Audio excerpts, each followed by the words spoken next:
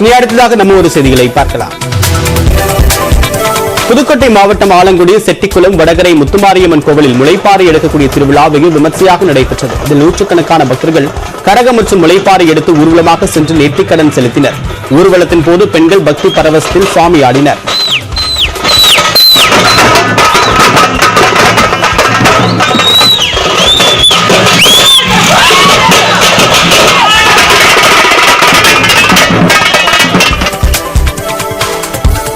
திருநெல்வேலி மகாராஜா நகரில் ஆட்டோவில் சென்று அங்குள்ள தனியார் விடுதியில் செல்போன் திருடிய நபரை காவல்துறையினர் தேடி வருகின்றனர்.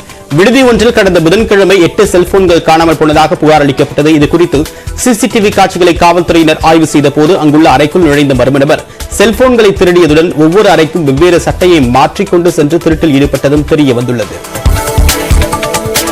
திண்டுக்கல் மாநகராட்சி குப்பை கிடங்கில் மருத்துவ கழிவுகள் மற்றும் கோழி கழிவுகளை மாநகராட்சி ஊழியர்கள் தீ வைத்து எரிப்பதால் அந்த பகுதியை புகை மண்டலமாக காட்சியளிக்கிறது. இதனால் சுவாச கோளாறு உள்ளிட்ட பிரச்சனைகளால் அந்த பொதுமக்கள் அவதியடைந்துள்ளனர். முறையாக குப்பைகளை மறுசுழற்சி செய்து அளிக்க கோரி 50க்கும் மேற்பட்டோர் குப்பை கிடங்கின் வாயிற்கதவை மூடி முற்றுகையிட்டு போராட்டத்தில் ஈடுபட்டதால் பரபரப்பு ஏற்பட்டது.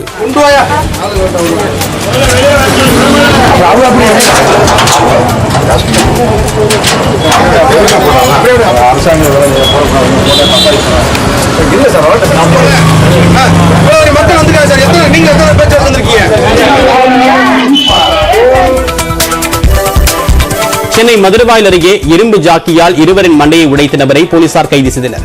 ஆலப்பாக்கம் லட்சுமி நகரை சேர்ந்த சரக்கு ஆட்டோ ஓட்டுநர் சுந்தர் வண்டி நிறுத்தக்கூடிய இடத்தில் தகராறு செய்த தீனதயாளன் மற்றும் பிரித்திவ் ஆகியோரை இரும்பு ஜாக்கியால் தாக்கியுள்ளார். இதில் நிலை குலைந்த இருவரையும் மீட்ட அக்கம் பக்கத்தினர் சிகிச்சைக்காக மருத்துவமனைக்கு அனுப்பி வைத்தனர்.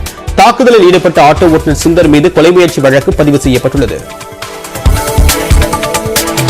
வேடந்தாங்கல் அருகே புதுப்பட்டில் கார் நிறுவனத்துக்கு பொருட்களை மறுசுழற்சி செய்யக்கூடிய ஆலையில் திடீர் தீ விபத்து ஏற்பட்டது.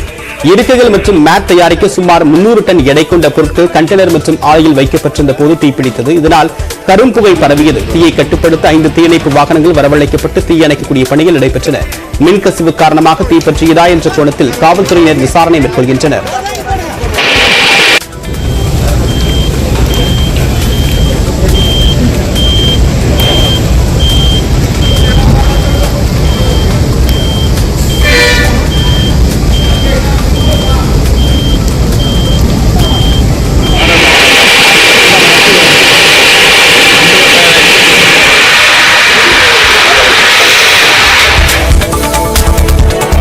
பண்ருட்டியில் அம்பேத்கர் பிறந்தநாள் விழாவுக்காக பேனர் வைத்ததில் தகராறு ஏற்பட்டது. 4 மணி சந்திப்பில் அண்மையில் திமுக சார்பில் தண்ணீர் பந்தல் திறக்கப்பட்டது. இதனை மறைக்கக்கூடிய வகையில் விடுதலை சிறுத்தைகள் கட்சியினர் அம்பேத்கர் புகைப்படத்தையும் அதன் அருகே பேனரையும் வைத்தனர். இதற்கு திமுகவினர் எதிர்ப்பு தெரிவித்ததாக கூறப்படுகிறது. இதையடுத்து அங்கு சென்று விடுதலை சிறுத்தைகள் கட்சி நிர்வாகிகள் திமுக நிர்வாகிகளுக்கு எதிராக கண்டன முழக்கங்களை எழுப்பினர். பிறகு வந்த காவல்துறையினர் இரு தரப்பையும் சமாதானம் செய்து அனுப்பி வைத்தனர்.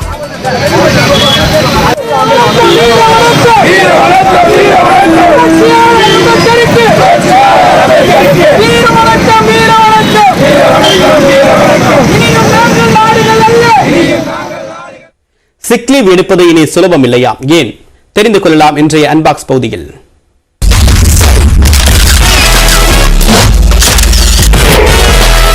வேலைக்கு போற நிறைய பேர் சளி பிடிச்சிருக்கு, காய்ச்சல் வந்துருச்சுன்னு போய் சொல்லி லீவ் போட்டுருவாங்க. அதுலயும் உண்மையாவே சளி பிடிச்சிருக்கிற மாதிரி போன்ல மிமிக்ரி பண்ணிலாம் நம்ப வைப்பாங்க. உங்களுக்கு அப்படி ஒரு அனுபவம் இருக்கா? இது உங்க ஃப்ரீக்வெண்டான ஆக்டிங் அப்படின்னா இனி மறந்துட வேண்டிதான். ஏன்னா இனிமே ஆர்டிபிஷியல் இன்டெலிஜென்ஸ் உங்களை காட்டி கொடுத்துரும். நீங்க போன் பண்ணி சிக் லீவ் கேட்கிறப்போ உங்களோட குரல் வளத்தை வச்சு உங்களுக்கு உண்மையாவே சளி பிடிச்சிருக்கா இல்லையான்னு கண்டுபிடிச்சு சொல்ற ஏஐ இப்போ உருவாக்கப்பட்டிருக்கு. சூரத்ல இருக்கிற Sardar Vallabhbhai national institute of டெக்னாலஜில இருக்க பேராசிரியர்கள் 630 பேரோட குரல்ல இந்த ஏஐ மூலமா சோதிச்சு பார்த்திருக்காங்க. இதுல 111 பேருக்கு சளி இருந்தது தெரிஞ்சிருக்கு. மருத்துவத்துறையில இதை பயன்படுத்துற அளவுக்கு இன்னும் டெவலப் செய்யப்படலையாம். அதனால இப்போதைக்கு கார்ப்பரேட் கம்பெனிகள்ல மட்டும் பயன்படுத்த திட்டமிட்டிருக்காங்க.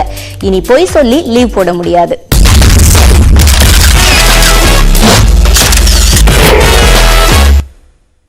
பழமை வாய்ந்த பழவேற்காடு புனித மகிமை மாதா திருத்தலத்தில் 508ஆம் ஆண்டு பெருவிழா கொடியேற்றத்துடன் தொடங்கியது. மயிலை மறை மாவட்டத்தின் முதல் திருத்தலமான மகிமை மாதா தேவாலயம் திருவள்ளூர் மாவட்டம் பழவேற்காட்டில் உள்ளது. இந்த திருத்தலத்தின் பெருவிழாவுக்கான கொடியேற்றத்தை ஒட்டி முக்கிய வீதியில் வழியாக திருக்கொடி ஊர்வலமாக கொண்டு வரப்பட்டது. பிறகு பங்குத்தந்தை கேப்ரியல் முன்னிலையில் கொடிமரத்தில் கொடி ஏற்றப்பட்டது. அப்போது வான வேடிக்கைகளும் களை கட்டின.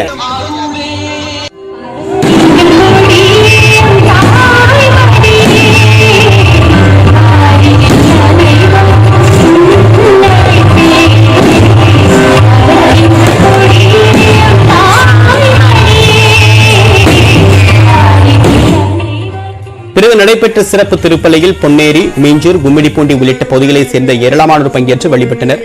குழந்தை பேறு வேண்டியும் நோய் நொடியின்றி வாழவும் பக்தர்கள் வேண்டிக் கொண்டனர்.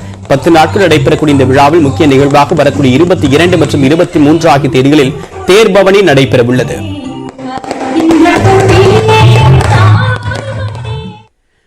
வேலூரில் சிறார் குற்றவாளிகள் 6 பேர் பாதுகாப்பு இல்லத்திலிருந்து தப்பிய நிலையில் காவல்துறையினர் துரிதமாக செயல்பட்டு மீண்டும் அவர்களை பிடித்தனர். வேலூர் மாவட்டம் காகிதப்பட்டறையில் சமூக நலத்துறை மூலமாக நடத்தப்படக்கூடிய இளம் குற்றவாளிகளுக்கான சிறார் பாதுகாப்பு இல்லம் உள்ளது. இந்த இல்லத்தில் கடந்த மாதம் 6 பேர் தப்பிச் சென்றனர். இவர்களை சென்னையில் கைது செய்த காவல்துறையினர் மீண்டும் அதே இல்லத்திற்கு அனுப்பி வைத்தனர். இந்நிலையில் நேற்று இரவு 6 பேர் தப்பிச் சென்றனர். சிறுவர்கள் வெளியேறியதை அடுத்து வடக்கு காவல்துறையினர் துரிதமாக செயல்பட்டு அவர்களை தேடினர். குறிப்பிட்ட அரசு இல்லத்தின் அருகே உள்ள மாடியில் அவர்கள் ஏறி அட்டகாசம் செய்ததை போலீசார் கண்டறிந்தனர். ஆனால் தங்களை நெருங்க முடியாதபடி காவல்துறையினர் மீது அவர்கள் தீப்பந்தங்களை வீசினர்.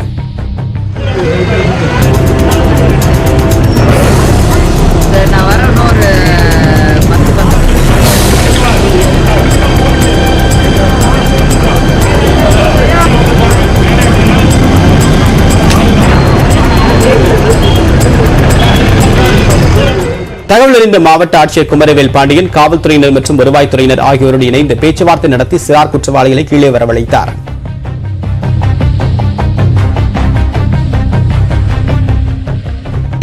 ஆனா இவங்க என்ன பண்றாங்க, ஜாமீன் எங்களுக்கு வேணும்னு சொல்லி அடம் பிடிக்கிறதுக்காக மேலேறிட்டு கொஞ்சம் அச்சுறுத்த மாதிரி பிளாக்மெயில் பண்ணிட்டு செஞ்சுட்டு இருந்தாங்க.